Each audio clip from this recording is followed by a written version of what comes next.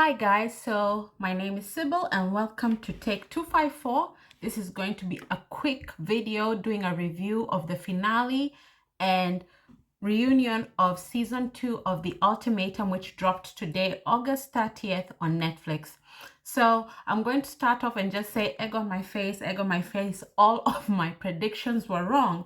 In my previous video reviewing episodes 1 through 8 of season 2 of The Ultimatum on Netflix, I had said that Trey won't propose to Raya and that they'll be split up by the time the reunion comes around. Well, I was wrong. Trey and Raya in the finale, he did end up proposing to her. This finale was crazy. Like, it was a roller coaster of emotions. People would start talking as though they were about to say no, as though they were about to break up, and end up getting down on one knee and proposing to the girl like Trey did for Raya. Then with Raya, again, she just threw me for a loop here also. She started off talking like she was gonna say no and reject Trey's proposal, but she ended up agreeing to it.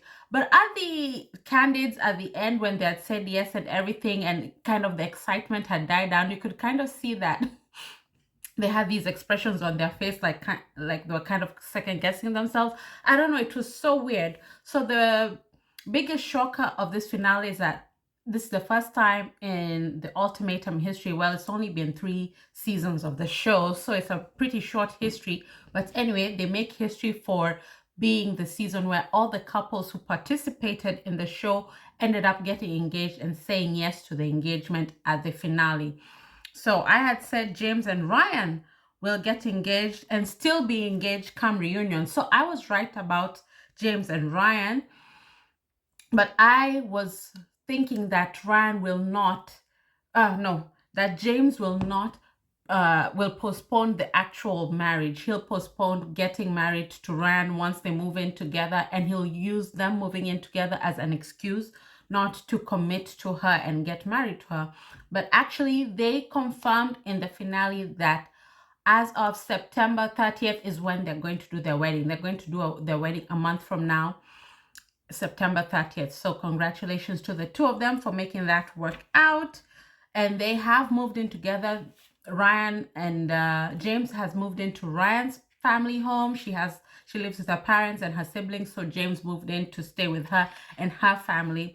And as an only child, that's just an adjustment for him. And they were just discussing like that whole change, how it's different living together, because they hadn't lived together for the 7 years that they had been dating.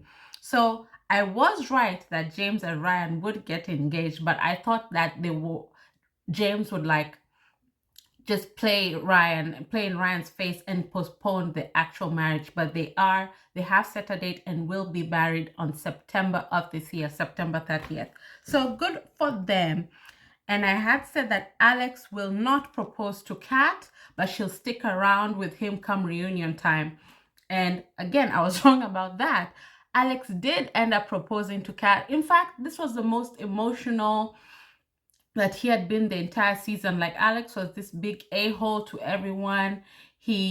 Although I liked him, like, sidebar, I just never seen in any of these reality shows a white guy who has a backbone to him that stands on his square and stays there. But Alex came through. I have to say, I liked that aspect of Alex where he has an opinion and he sticks beside it, regardless of what you think or feel about it. So when he came to his switch trial marriage with Roxanne in the first trial, 3-week trial marriage with Roxanne, I feel like he was a good match, and he even topped Roxanne. He met her energy and even surpassed it. So that was a welcome surprise to see from Alex and representing for them white guys with a backbone, because low-key, like, when it comes to these reality TV shows, like, a lot of these white guys are kind of pushovers and doormats. So it was a welcome change. So I had said Alex would not propose to Kat, but Kat, being the timid little, Kat always just seems like she's so timid and scared, although she's low-key slick, but she's too timid for us to peep it. But she's low-key slick. If you pay attention to Kat, you can see that she's not as much of a doormat or as a pushover as we think she is. She has a little bit of edge to her, or at least she developed one during this experiment. So they were engaged and they are making plans to get married next year in May. They confirmed that May 2024 they'll be getting married. So about 8 months from now. So it looks like they're well on their way to actually make this commitment to each other. And she said that Alex is the one who's now more interested in the marriage and having kids more than her, when she's the one who had issued the ultimatum to Alex and brought him into the show to begin with. So that was great to see with Alex and Kat. I said that Antonio would propose to Roxanne and she would agree, but they would have split by the time the reunion comes around. And this is a 50-50. So in the reunion, they haven't confirmed whether they are engaged or not, because while she did kind of sort of say yes during the finale to his proposal. Oh, and my God, she was so dramatic with it too, like crying the whole time. She looked great though, I will say. She's actually a really pretty woman, like, and has body. She has a little Kim Kardashian, bootleg Kim Kardashian thing going on, but that's neither here nor there. Yeah, she did end up saying reluctantly, my God, it was like pulling teeth from this lady, yes to Antonio's proposal. But come reunion, she did not have her engagement ring on, and just embarrassing the hell out of Antonio. And Antonio also just staying for the embarrassment. Just their whole relationship is just torture, and it's humiliating for both of them at this point, especially Antonio. It's just like, cut your losses at this point. It's abusive, emotionally abusive towards Antonio. If Roxanne just feels she's all that, why not pull a guy who's already what you want Antonio to be? Like, why make Antonio a project? Why does Antonio feel like he owes Roxanne this Uberman, this ultimate man, for her to finally respect him and be willing to commit to him and be his wife? Why don't they both just go and seek people on their level, on their league, as Roxanne likes to say? She can go and look for the guy at her league, and he can go and look for the girls that he can deal with in his league. So I just feel like they're just both doing a disservice to each other and torturing each other at this point. So yeah, come the reunion time, she doesn't have her engagement ring on, and we spend like a lot of time on that, like 10-15 minutes just going in on Roxanne and her feelings about, you know, marriage. You remember throughout the show she was not for marriage, and she says she has made strides, but really it's just like she's just stuck in the same place. She doesn't want to be married. She's afraid of commitment.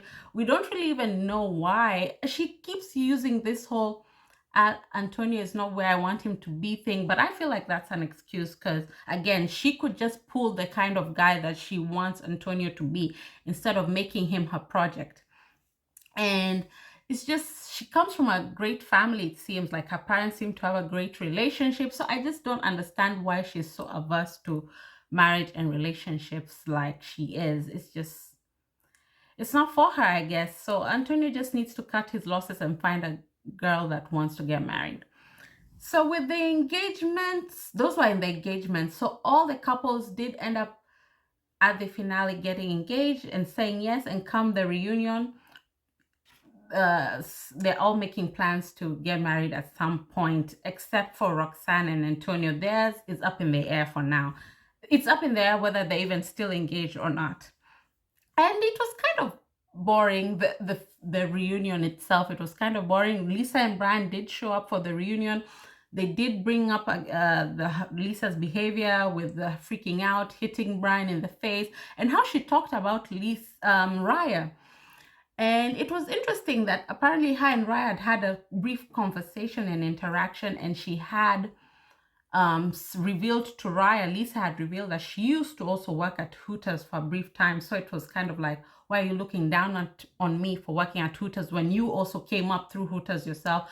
And Lisa was just so unnecessarily rude and aggressive towards Raya. It was really weird, like all this energy she had towards Raya when she was only on the show for a brief period, like barely a weekend, and they had to leave because she was pregnant, guys. She was not scamming us or using that as a way to get Brian off the show because she's afraid he would cheat on her with Raya. she was actually pregnant, and their kid is 7 weeks old now, a baby boy.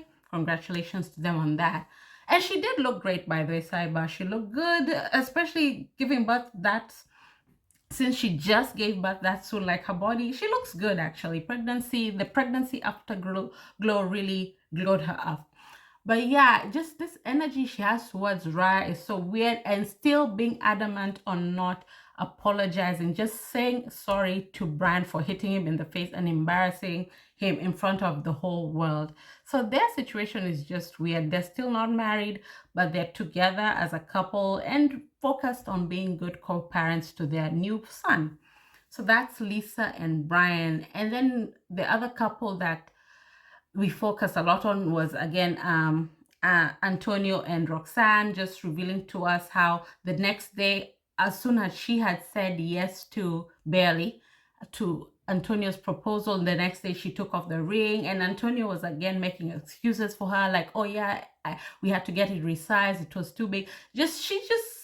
And she had rings on all the other 4 fingers on her left hand except the ring fingers. So it's just like, everyone noted, like, I liked how Alex said, like, that's a deliberate message she's sending to you, Antonio. That's a deliberate, like, action to not put on the ring. She's going out of her way to not put on the ring. And it's just like, at this point, just break up already. So that was Antonio and Roxanne. They were just at the same point they were always been. But Antonio did say that he had got a car wash business. He seems to be coming up. He's again still trying to prove himself to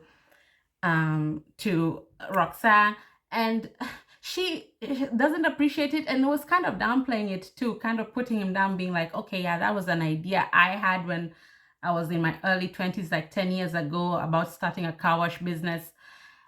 It's just weird between the two of them. And with James and Ryan, he did reveal that he went and did their own proposal up in the mountains, and it was a surprise to her. They showed pictures about it. It was really sweet, and how they have moved in together, and that's an adjustment for them, and how they're gonna be getting married in a month and doing their wedding. So that was great. Things seem to be on the up and up with them. And the other couple was Alex and Kat. They also seem to be doing really well, as she said that now Alex is the one who is more eager and pushing for the marriage and the kids. He revealed, like, his brother just had a kid recently, and that he caught the baby fever from that, and they'll be getting married in May of next year, 2024. So they seem to have come out of this experiment. Out of everyone, they seem to have come out of this experiment the most changed, the strongest. The bond as a couple seems to be the strongest out of everyone who participated in this experiment. That's Alex and Kat. They are the strongest couple as per the reunion, from what we saw in the reunion. And then finally we had Raya and Trey. You know, they just talked about how they'll be getting married in 2025, spring of 2025. I don't remember if she said a specific date. I can't remember if it was March, but she definitely said 2025.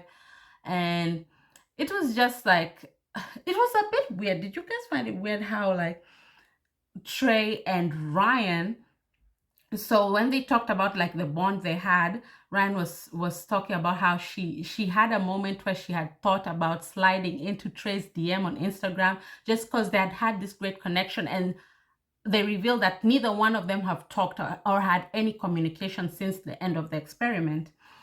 And it was weird how Trey, I feel like he was really going out of his way to show, like, okay, I want nothing to do with Ryan. It seems like that was something that was still a contentious issue in his relationship with Raya, with his current girlfriend, current fiance. Yeah, so he was just going out of his way to show, like, I don't have feelings for Ryan. I didn't even think about getting in touch with her even after the bond and everything. He didn't discuss, you know, his feelings and confessing how he caught feelings for her. Like, he just deaded that whole thing. And you could also see, like, in Ryan's face, she looked kind of hurt and confused. You could peep that a bit. It just felt a bit awkward. I don't know what was going on there. I mean, I get it. Trey he's like so focused on being married and a father and all that. And he's finally got right into a place where she's willing to be married to him. So I think he's just walking on eggshells and not trying to give her any reason to run away from him. So that was all in all my review for the finale and engagements and reunion. I felt it was kind of boring, though, the reunion. It wasn't giving the way it should have gave for all the drama, at least especially in the beginning, the first 2-3 episodes of the Ultimatum. And it seems that the reception of this season of the Ultimatum is kind of lukewarm compared to the first one and the Queer Love offshoot. It seems like people have a lukewarm reception to it and feel it's kind of boring, especially after Lisa and Brian left. And judging by the Netflix rating, like it stayed at number 3. It hasn't moved. It's in the, when you go on Netflix and look at where it's rated in the TV shows, it's still at number 3 and it has stayed at number 3 this whole time. So it seems like what people are saying online is reflected by the watch, by the viewers. Yeah, it's not popping like the other 2 seasons.